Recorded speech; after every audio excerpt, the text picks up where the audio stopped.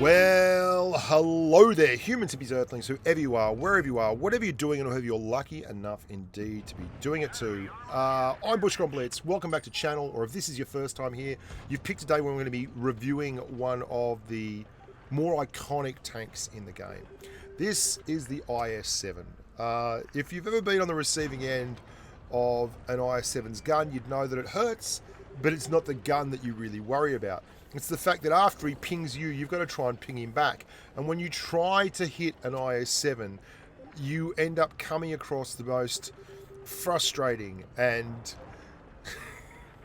strong armor profile that tier 10 money can buy. Now, the mouse is renowned as being the big daddy of side scraping and angling and all that kind of thing.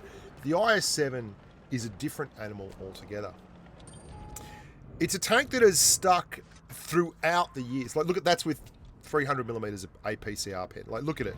You just good luck with that one, buddy. Hail down IS-7 means go around the other way and come back and try and shoot it in the arse, because it's about as much fun as you're going to have. Let's talk about the iconic aspect of this vehicle, and it is iconic. It's really cool. When I first went to New York, which was my first ever live tournament, everyone drove this tank or the Object 140. And then I was lucky enough to do commentary in Vegas for the Amazon Mobile Masters, and the Object 140 had gone, but the IS-7 remained. And then the Twister Cup in Minsk, again, IS-7's bloody everywhere. And it is a superbly designed tank in terms of tournament play.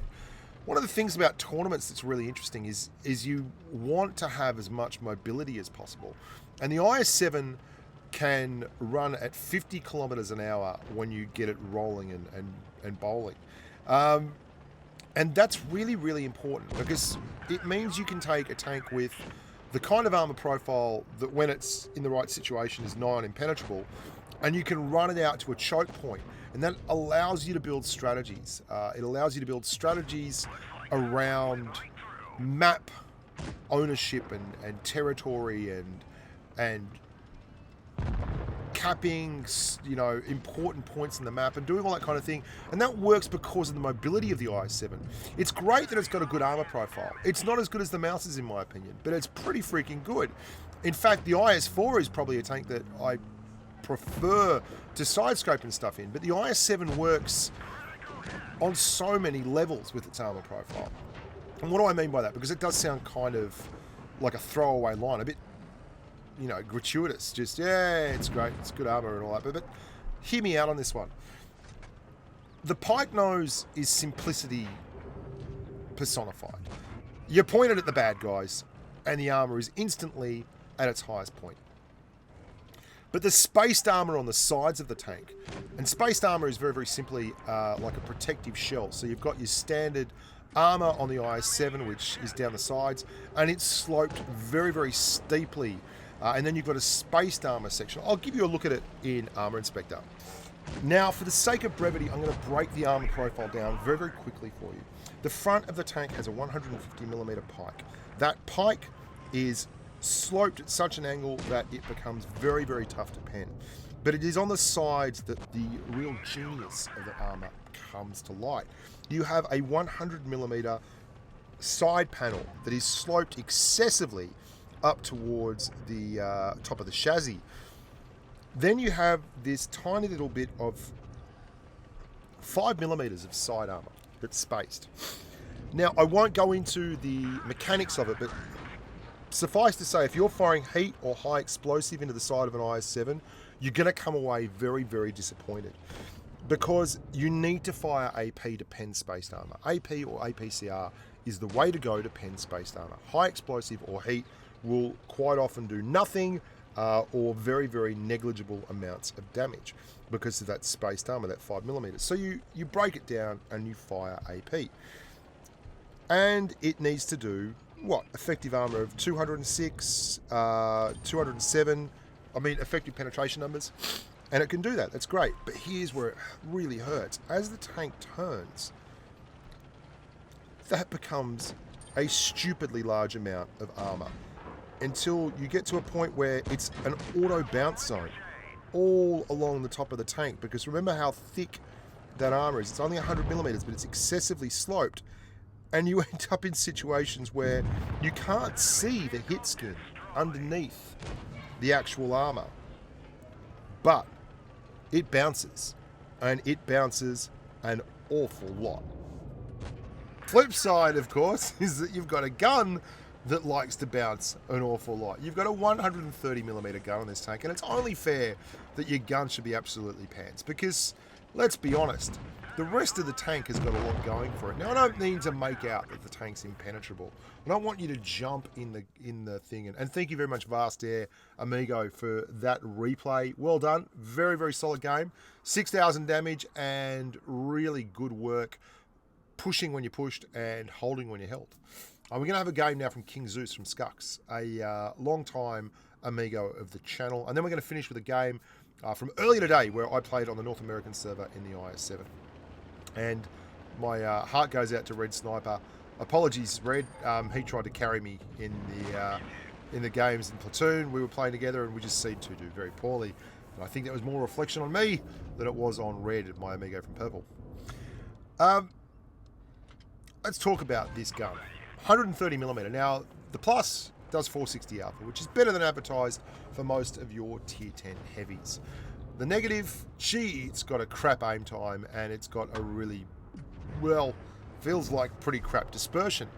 And a lot of that comes from the fact that the game just moves a little bit quicker at tier 10. 0.362 dispersion is just a little bit higher than you'd want at tier 10. And you've got to be a little bit quicker with your peaks and your shots, and you've got to be a little bit better at hiding your weak points, because you get tanks like that Jaegeru. And the Jaegeru has crazy amounts of heat penetration. And if you give it any time at all, it will shred you. And you get tanks like the 183, and the 183 has mad amounts of splash damage it can give to you, and it can penetrate at times your lower glaciers for full rolls of Hesh, and they're bad news ideas. So you have to really be thoughtful with the way you play the game, the way you approach the game.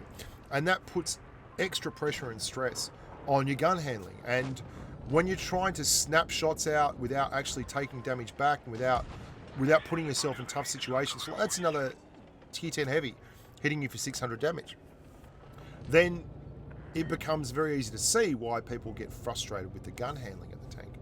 But you can look at the tanks you've got to come up against, and there you get a gun like that where you get a full high roll. Yeah, excellent, love it. Perfect timing, Switches to HE, goes to the bat chat.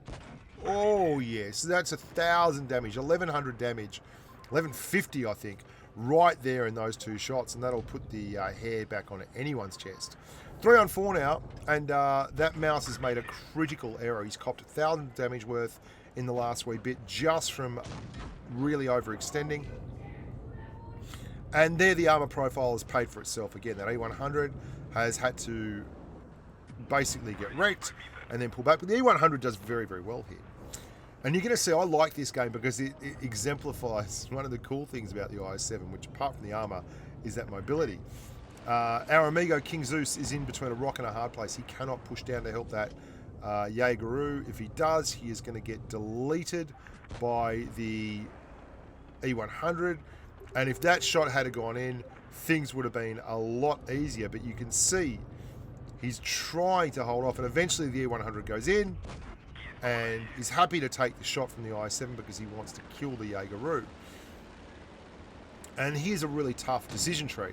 Do you go and pursue the E100, or do you kill the Batchat? Obviously, you've got to take out that low hit point tank, that low hit point gun, and now comes smart gameplay. E100 absolutely misses a sitter there. And we are now in a tough spot. But if you look at the clock at the top, you can see that the good guys, the green guys, are up in the cap circle by 120 points, which is a whole hell of a lot. Now the APCR here is not doing the business, and this gun, it's not really designed for this. It can do nice things, but it doesn't have crazy DPM. It doesn't have insane accuracy. It doesn't even have the best penetration that money can buy. It's just a gun. And you can see HE getting fired in there from the E100. That's one of the joys of having a 150mm gun. The E75 is giving... And it might look ludicrous what's going on here at first glance. But hear me out. King Zeus is now putting the E100 in a really crappy situation.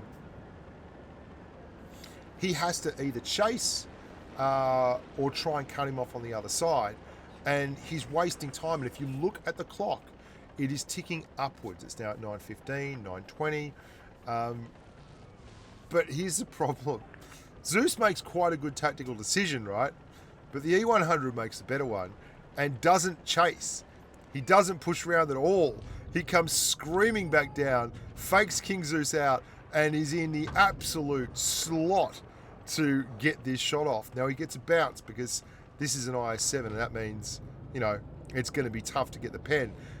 But he's only got to hold on for one more wee little bit, just one last bit, and he gets the win. And there you go. Now you can do whatever you want. So that's why I thought that was actually quite a good move. It put all that pressure on the E100, and he had to go racing around. And he made a good decision, but he just didn't quite have enough time left on the clock. So good job, King Zeus from Skucks. And let's go and see our amigo Bushka in a absolute nail-biter. This one goes down to the wire. Really interesting game, this. And I'll run you through this. We're on Yamato Harbour. And I'm in the IS-7. Now, one of the things I love about this tank that I haven't talked about yet is the profile. The profile is very low for a heavy tank. So what you can do, I know that there are a bunch of TDs up there on the TD slot. There's basically a raised platform off to our right, just in the southeastern corner of the red spawn. And what I'm going to do is take my tank round and pressure the Object 140. Now, I don't do a great job of it, to be fair. It's probably, you know, a little bit is the gun handling, but mostly it's me. And I'm happy to own that because, you know, yeah, I'm driving it, no one else is. But the thing that I do like about this is that there was no real downside for me in this. It forced the team that was pushing up on the left, you can see there's a medium there from my team pushing up on the left, to get stuck in, and they were clearing that PTA there, clearing the Object 140 regardless. And there's a bounce there from the Jaegeru 800, so that was an AP round. We then get a nice bounce from the Object 140. We take a HE shell. I think that was the Object 704, just desperately trying to get a shell in there. And we clear that Object 140. And that's a key clear. And we did that because the profile of this tank is so low for a tier 10 heavy that we can actually be here trading fire with that 140 and not giving easy shots to the guys that are the big gun TDs that are up on the top of that tree. And there you go. You can see that Object 704. Another bounce there. There's a waffle tractor there. There's a Jaegeru as well. Things are actually looking pretty cool.